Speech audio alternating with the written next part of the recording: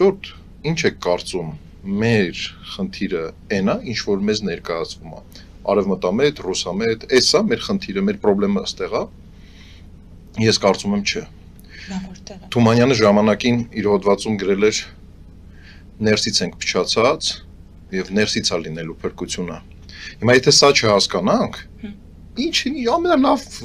ծրագրերի մասին եկեք խոսենք, բայց այդ ամեն ինչի զատ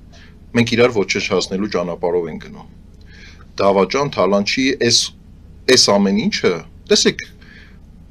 5 տարի, 6 տարի է անցել պատերազմից, հա,